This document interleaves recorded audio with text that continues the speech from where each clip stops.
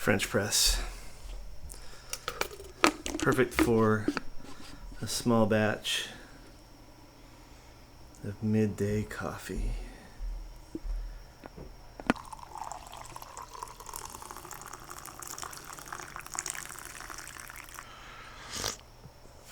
Hot though, hot. Hey guys, welcome back to another episode of Chiropractic Crack and Coffee. I'm Dr. Todd Lloyd, and I'm in my home studio in Sonoma, California right now. It's Friday morning, well, afternoon now, but I'm having my second cup of coffee. And today I thought I would take a look at what other chiropractors are doing for their report of findings. So when a patient comes in, we take a history on them, medical history. We rule out red flags. We do an examination, again, ruling out red flags and trying to find out the best, most efficient way to help somebody out. After that, they need some treatment. Well, treatment is not just a one-visit thing usually. Usually we need to communicate with them and to relay to them the importance of following through with a care plan. Because without a care plan, they usually don't get better very fast. Sometimes one adjustment can really do the job. You get a lot of relief out of one adjustment. But the problem is things tend to kind of congeal back down. You tend to regress back to the problem that you had before, and it doesn't take very long. So there have been some studies done that show that following through with some treatment has extra benefits. And real quick, let me pull this up. There was a study done in 2004, published in the journal Spine, where they took different cohorts of patients, put them through different care plans, and some of them got one treatment a week, some of them got 2 treatments a week, some got 3, some got 4. And what they found was this. Patients who received more care per week got better faster, with less pain and less disability. So, if you're a new patient, it's important to follow through with the recommendations of your doctor. Now, what I want to do is I want to look at some stuff that's extra cringy to me, because in the chiropractic field, it hasn't always been this sort of evidence-based treatment guidelines where we know through trial and error, through the scientific method, through studies of different cohorts, what is the best for the patient. For much of the profession of chiropractic, it's been kind of a guessing game, some folklore passed down from generations of doctors, from doctor to doctor, muddied by chiropractic gurus, consultants who have recommended different ways of doing things. And one of the cringiest things in chiropractic, in my experience, has been the chiropractic report of findings. I think that's held me back. I think my apprehension about recommending a treatment plan to patients, because I didn't want to sound like the other guys who make my skin crawl, has made me undertreat patients and undervalue my care. So today, with Chiropractic Crack and Coffee, I am going to review what I found on YouTube to be different techniques for report of findings. So let's get started with that. This first video is going to be from Chiro Destiny. This guy's from the Marks and Connection. Although when I go to these internet URLs, they tend to be dead links, because this is back from 5 years ago. Why would they keep their website up still 5 years later? This is Chiropractic Coaching, 7 power words to use during your report of findings. What I found funny about this guy... Joe Hudak here, chiropractor and coach with the Marks and Connection. This guy's usually in his car doing videos, which is another topic for another day. Driving with sunglasses on. But I'm in the office tonight, and I'm prepping report of findings for tomorrow. We have a He's usually delivering videos in his car, which is a really tacky thing to do. Just decided to stay a little bit extra time. Oh, he's staying late in his office. To be extraordinary, you have to do the extra things that ordinary people are not willing to do. So he doesn't want you to be ordinary. He wants you to be extraordinary. But this video promises 7 power words to use during the reported findings. So I'm going to fast forward here a little bit. Need to share with the patient when they need to think about care. Bump that How up a many little times bit. have you done a lecture, done a screening, built rapport, met someone, you scheduled an appointment for them, they showed up for the appointment, they left, they had a consult, they left and scheduled a report of findings, they showed back up for the report of findings. These people have already said yes to you 4, 5, 6 times. So why do they need to think about it in a report of findings? Now, provided you explained everything in detail, what their condition is, can you help, how long will it take, what cost is involved, went through the phases of care, done a fantastic report of findings, there's really nothing to think about, right? Do you want to come in? Oh, are you making a video? I'm in the middle of a video right now. Okay. Can you real quick help me with this? Did you put them in properly?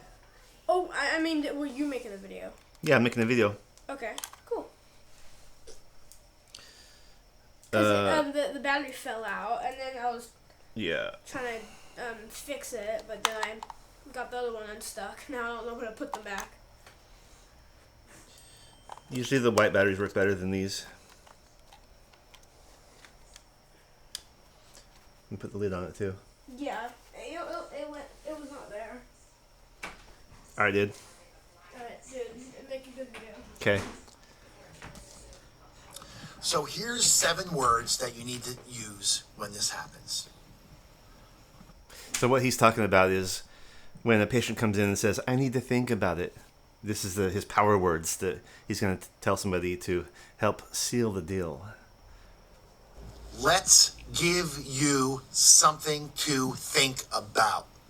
So what I mean by that is I say, great, you need to think about it. Well, why don't we give you something to think about? I put my arm on their shoulder, I escort them out of my reported findings room, and I take them across the hall. I say, what we're going to do, let's deliver an adjustment today. You'll pay just our regular fee for the adjustment, and this way we can start the healing process. So if I'm going to improve my communication skills with patients and have more patient compliance, I don't know if this is a very good video to start with. I get the impression this guy is maybe a little bit heavy-handed, but as we're going to see, there's more cringy stuff in here. But if a patient wants to think about it, maybe they're a little bit apprehensive, let's give you something to think about. Maybe that'll work. I think it's a great segue to making your recommendations and then cheerfully giving them what they want. So that's video number 1. Let's go to video number 2. Oh, this is a funny one because this is actually somebody's repost of a video that was done about 10 years ago out of Australia. And this is funny because this guy goes through how the nervous system works and how the body works, how the brain is connected to the body. But the funny thing that always stuck with me, see, they got actually really good graphics in this one, even though this is a low quality video. But what was always funny to me about this one is when he got to this word subluxation, he looked at it like anybody else would look at it like, what is this? What's going on? So the timestamp here is 1:45. Let's see what this guy thinks about the word subluxation. Twist and move freely without compromising the nerves. If the spine is not moving freely, it's referred to as a vertebral subluxation complex, or for short, a subluxation. Is that right? Subluxation. Is there another word we can use for that? No? Okay. This is when 2 or more vertebrae have lost... So I'd like to get that and make it into an animated GIF to share with others. Because he's like bewildered. What is this subluxation word? I kind of feel the same way sometimes. So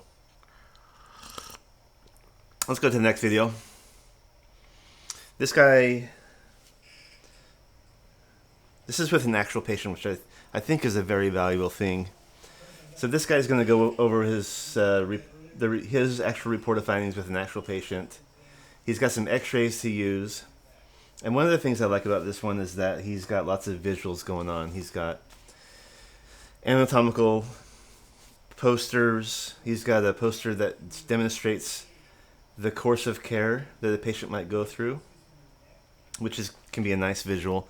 That poster has been around for maybe like 20 years. I think that poster was out when I graduated from school in 2002. So he's going to go over these x-rays with this patient, although we're not going to watch this whole video because this whole video is 19 minutes long. This actually shows how he's adjusting him too.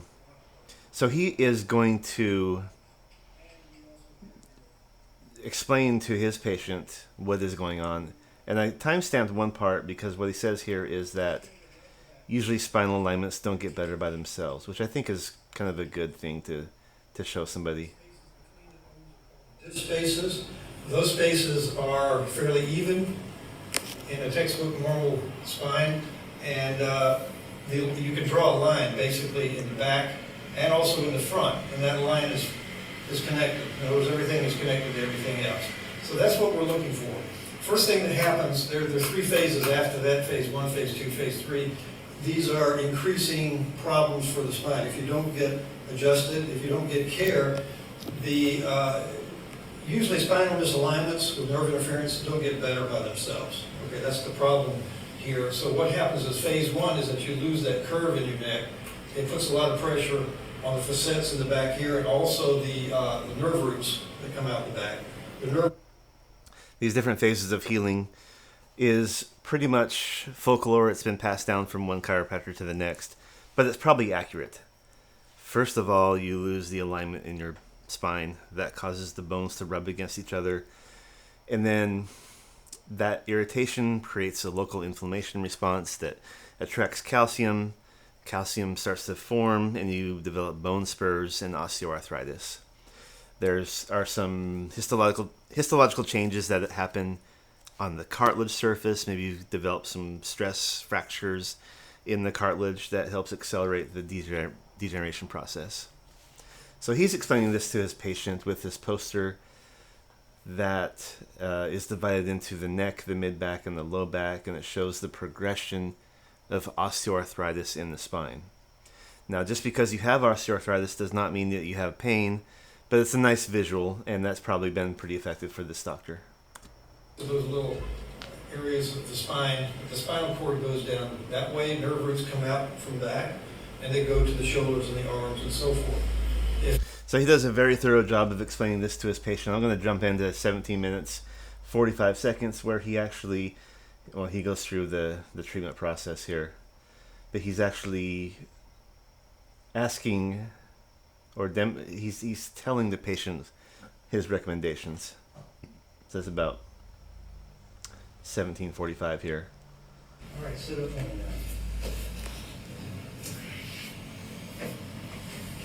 Just got done adjusting him. Relax. It's a little better? Yeah. Okay. Okay, well, that's it. Any questions about the adjustment itself? Or anything? No, sir. Okay. You've been adjusted before, just for the record, so you know what to expect. So, but a lot of people coming in, they don't understand what kind of... He's wearing his face mask, but he's touching his face. I hope I don't do that with my patients. Okay.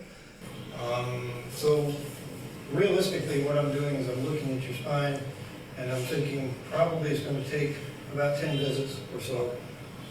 I would try it maybe twice a week for 2 weeks, and then we can do once a week after that, to give your spine a chance to get better, because this atlas is a little bit too far to the left for my comfort, and so I would want to work with that specifically. The low back looks okay. We're just going to be mostly mobilized. So I think this doctor has one foot in being practical with patient needs and not over-treating, and maybe he's got one foot into trying to get the patient to commit to something that will help them out and do them, the service of making some changes in the spine over time. So I think it's pretty good. This is a big, long visit, 19 minutes, but he also did some treatment too. And I'm not sure, it's hard to tell with the mask how committed to this patient, to his plan he would be. I think he's probably maybe being agreeable on video too. This is obviously in the COVID area where we're all wearing masks, even in India. So let's go into the next one. This is a training video. Let me close some of these tabs. All right, so April, listen, before we get into the history that I want to just run you through here, I just got a really simple question. All right, so this is a training video. They're demonstrating what to do, what they want their chiropractic clients to do, and how they should phrase things. And what they're doing here is they're teaching soft skills. What they're trying to do here is they're teaching soft skills to chiropractors. He's going to be asking her about her quality of life and activities of daily living at home and how that might be affecting her pain. That for most people, if they can do all of the tasks of normal daily living, truthfully, they usually don't, go to a doctor, right? Like, you don't look like the kind of person that just runs to a doctor for every little thing, right? Right. Right. So my question to you is, what is it that this problem is interfering with that it's important to you? That's He's using a lot of affirming questions. Maybe it's Socratic questions, but it's also like, this is what you want to do, isn't it? That yes question, and making the patient nod their head in agreement to agree to it. So this first video, not that bad. He's doing soft skills where he's asking about activities of daily living and quality of life. But then when we get to the next one, this one is when they get really heavy-handed with their recommendations. Check this out. So April, welcome back to the office. So good to see you again. Oh, by the way, this is not the first visit either. With a really heavy-handed chiropractic office, they'll have you come in for an exam only with no treatment, and x-rays too. And then the second visit, they'll have you come in for the report of findings and your first treatment. And that has always been really manipulative to me. I want to get my patients treated and feeling better as fast as I can. This is how other offices work. And the length of time that they're recommending to their patient. I had to make a comment. 9 to 18 months in the office. Whew. And they actually replied to me. This is only an hour ago. They replied right away. Not a pain-based approach for sure. Great to give people options. Many do not just want pain relief. They want correction of the problem so it does not come back. Well, the problem is how can you prove that you're providing correction of the problem? I think it might be good for a lot of patients to come in on a regular basis to help with their lifestyle choices that need to be emphasized. Exercise, core strength and stability, proper diet, even though this is chiropractic crack and coffee. Probably the worst thing I could have. Not the worst thing I can have, but maybe a bad habit. But 9 to 18 months in the office, probably at a really frequent schedule with these people. I think it's a little bit excessive. Let's continue on. Last couple of days been? Good. Okay. Well, listen, what I want to do today is I want to go through and honor the choice you made the other day. You said that you didn't want to just get a Band-Aid quick fix on this. You actually wanted to get this problem professionally corrected, correct? Correct. Okay. And as I said, April, that usually takes between 9 and 18 months in our office, okay? And so what I'm going to do is I'm going to lay out that entire protocol for you today. But before we get into that, I'd like to just tell you a little... I have a hard time with my crystal ball telling a patient how long they're going to need in the office. I wouldn't go past 9 months. I wouldn't go past 3 months. But, maybe that's a patient compliance thing I need to address for myself. 9 to 18 months. Should I ask for the order that far ahead? It's pretty big. So in my notes, I put down a nice phrase here at 3-minute mark that they said the body is a self-regulating, self-healing entity. So let's go to 3:15. Right there. I'm happy to spend the time to help you understand this stuff. One of the things, April, I want to just reiterate is that the body actually is a self-healing, self-maintaining, self-regulating entity. Okay, what that basically means, April, is that whether you're a 2-day-old, baby, brand new baby, or whether you're a 50-year-old rocket scientist, your body is programmed to heal. Right? One of my professors at university used to say it this way. He said, Tom, don't ever forget, Mother Nature doesn't need any help. She just doesn't need any interference. Right? And it's the same thing with our bodies. If our bodies are programmed to heal and self-regulate and self-maintain, all of that can happen without any problem as long as there's no interference. And that's basically what's happening. Well, that inner intelligence, I like that phrase, but what I don't like is that maybe this kind of goes 2 layers deep. First of all, if you've got some stuck segments in your spine, faulty movement patterns, motor programming is shot because of irritation in one of the joints, and you can't bend your neck to one side, then that is pressure, and it's providing interference. But the second layer of this is where it kind of gets ominous. He's talking about nerve interference. And if there's nerve interference, well, you're going to get tingling and numbness in the fingertips. That's rarely happens. I mean, it happens more frequently than it should, but not every patient's going to have that. But I guarantee that every patient is being taught about nerve pressure causing interference. And when he's saying Mother Nature doesn't need help with healing, it just needs no interference, I am thinking they're talking about nerve interference. But in my chiropractic brain, I'm thinking there shouldn't be interference of movement, which makes a lot more sense to me, because not everyone is going to have nerve interference. Or maybe they do, but we can't measure that. People have tried measuring that with thermography and temperature differential and maybe muscle testing, but that is more of a theory at this point. How much nerve compression do you have when things don't move well? Because some of the swelling builds up between the joints,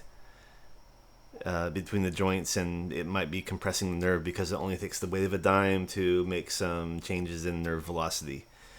Well, we don't measure that in our patients. So when Mother Nature doesn't need help, it just needs no interference, they're talking about nerve interference, and I don't know if that is much of a factor because we can't measure it. It's more of a theory.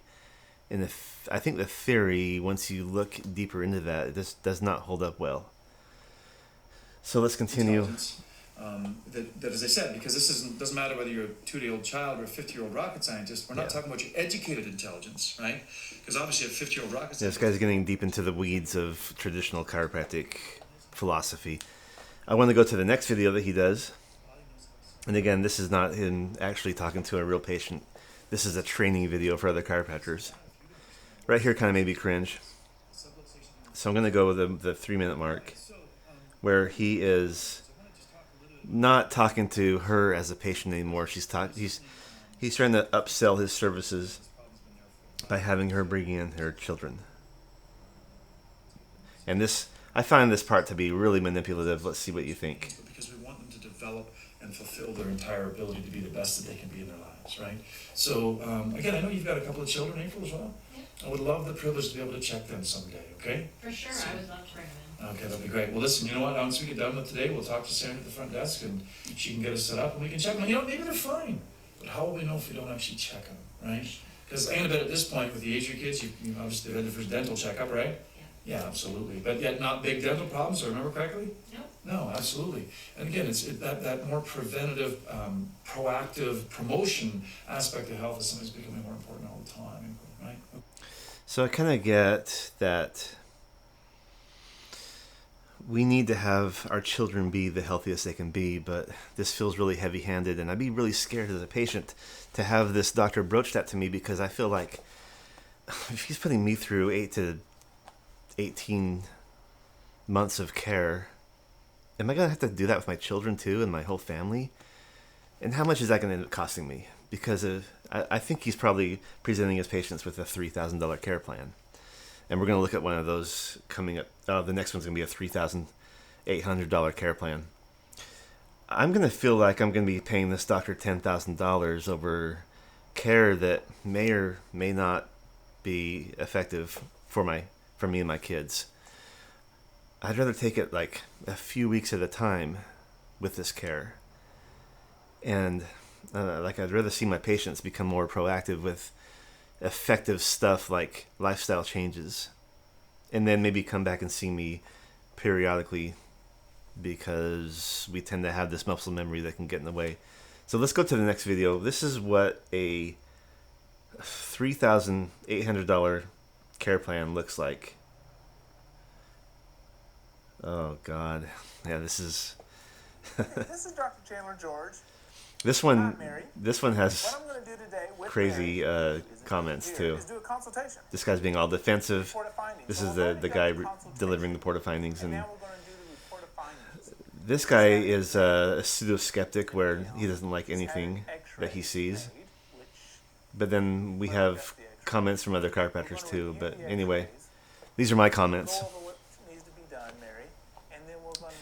And I think this is probably at a hotel room during a seminar.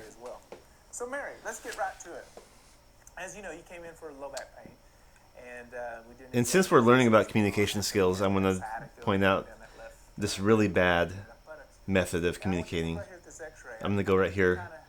So in chiropractic reported findings done and delivered by this guy, you have two choices as a patient: a quick fix, where you're going to end up paying more in the future because the pain is going to return, and the other choice of care is to do this long, huge care plan that's going to be really expensive for you. Which would you like to choose? For me, and I think for most people, it's going to be the quick fix. But in this scenario, Mary has decided to do their long-ass treatment plan that may or may not help them out. The two plans that I have for you, one is basically, like I said, 4 to 6 visits, very inexpensive. And then we have the other one, which does cost a little bit more in terms of your time and a bigger investment, but it's going to get you better. And so I'm going to ask, which one would you prefer? Would you like to really get it taken care of or just get out of pain?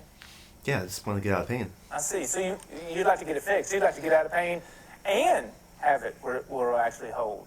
And if you think about that, which one really is going to He's telling his patients that they're going to hold their adjustment. Yeah, Mary, that's right. I mean, if you're like most people, you think it's going to be the one that requires more care, but it's not. It's always the shorter one because you're missing work to be here right now, which is time you're not. And I think at this point, he's probably talking his patients out of doing the care plan that he wants them to have. Have a cost. So at the 3-minute mark, he's got an assistant who comes in and does the financials with him. And this happens at 3:45. Conditions like her constipation and her bowel disorders and things like that. That low back also affects it. Well, take a look at what his financial assistant is pushing. I'm Mary. I'm Sherry. Is go over some of the different investment options here. We're going to require 24 visits to get you better with that lower back. 24 visits is actually pretty reasonable. And the first visit was $330. $330 for their dumb exam with no treatment. Spinal adjustments are $1,320. The therapy in our clinic will be that's 24 visits. $80. We're going to do some detox on you. It's going to be $525. You need some custom orthotics to help that left hip. Divided by 24, that's cervical pillow. That's $55 a visit. That's not too bad. But $500 for detox, that's like a foot bath he's doing. That's not evidence-based. That's not patient-centered. That's a value add that he's charging more for, and it doesn't even do anything for you.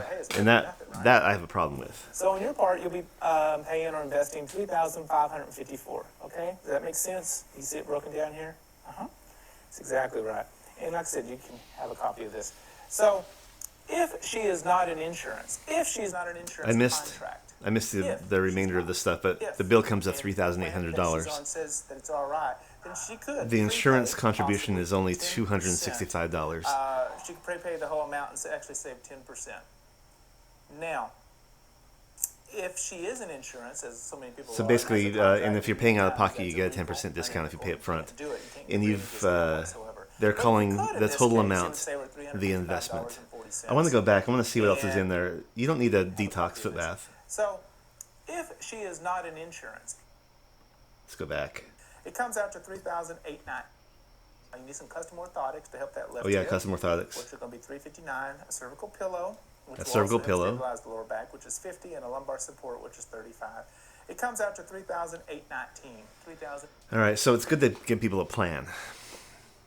I don't know if their plan always needs an orthotic, a cervical pillow, a lumbar support. It definitely does not need $525 worth of detox. And the first visit's $330. That's a little bit more than the average first visit fee for a chiropractic office. And I think that sort of stuff can really scare people away. And so this guy is really heavily criticized on his video. I think he deserves it. Let's go to the next one. Our reported findings based on the 3 phases of healing. This is one that, so we're not going to hear any kind of script here. This is Paul Holleran, and he wants to consult other chiropractors on his way of doing things. And so science is not my opinion. I think that's a really good turn of phrase to communicate to patients that healing is going to take time. I don't make the rules. We're going to follow the progression of the way the body heals itself. So at the 3:30 mark, he says science is not my opinion. Be treated. Absolutely. Yeah. Okay. Yep. And so you're saying, how much common sense is there in this patient education? It's all common sense. All common sense. Yeah. And it's all science-based, isn't it? Absolutely. Do you feel like you're selling? Not a bit. Why? Because you're not. You're talking to a patient how I would want to be talked to. Well, you're not selling when you're talking about their test, are you? Not at all. Because that's It's based on science. It's based on science. Yeah. You're not selling when you're talking about the science of 3 phases of healing and how it relates, is it? It's not my opinion. It's not your opinion. That's the way it is, right? Yeah. Or your therapeutic protocol based on the biomarkers relative to the 3 phases of healing. That's not sales, is it? Nope. That's science, isn't it? Not my opinion. Not It's at all. science. Yeah. And then the last part of the equation is to make it affordable for them, right? Mhm. And there we go. And that's Yep. how they stay. Done. So that's exactly what happens. What would you?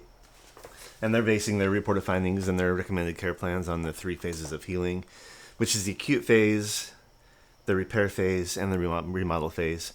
Again, but this can be like a year long if it needs to be, for like an acute bad injury. So I like the way they approach this by saying, well, this is how the body heals. It's not my opinion. This is how much you're going to need based upon science and our experience. This is evidence-based care. And so finally, this is a guy who is practicing his script.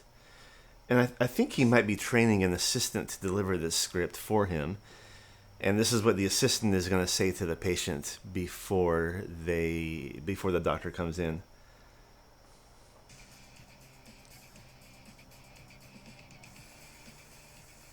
In a moment, your doctor is going to be in to share with you the results from your examination from your last visit. So I think he's training his CA to say this script. He's talking about misalignments. He's talking about misalignments cause stiffness, inflammation, pain, tingling, and interference with the nervous system. And I highlighted this 3-minute mark because at the 3-minute mark he talks about recommendations that depend on a number of things. So this is the 3:38 mark. Let's go to that. The care plan will be designed to accomplish 3 things. 1, help you get better as quickly as possible. 2, stay better as long as possible. And 3, spend as little money as possible on your health care. Your recommendations are going to include a number of things, starting with an adjustment schedule. One adjustment usually doesn't fix a problem that's been there a while, so there will be a series of spinal adjustments. So I like how he calls it an adjustment schedule. Or manual adjustment as we decide with you. And you got to lay this out with people up front. This is not a one adjustment thing. You're going to need to have an adjustment schedule of care. Stabilize the muscles along the spine so you can hold the corrections longer, and you need to use us less and less frequently for your adjustments. It will include appropriate nutritional recommendations designed to help your body chemistry lower your systemic inflammation. Your care plan will include ergonomic and posture suggestions. There are a number of things that you are doing that you may not be aware of that impact this. All right, so that's good. I don't know if there's much more to add. He was reading from the script, and if you're interested in the chiropractic script that is written out and recommended for doctors to use, or in his case, his maybe associate doctor or his assistant to use, then that's a good one to look at. But it appears to me that patients need and want a solid plan to follow.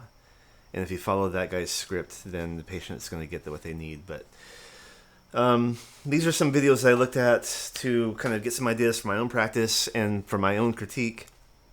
I hope this helped you out. I don't know if you were interested in this or not. Maybe you're another chiropractor and you wanted to look at this.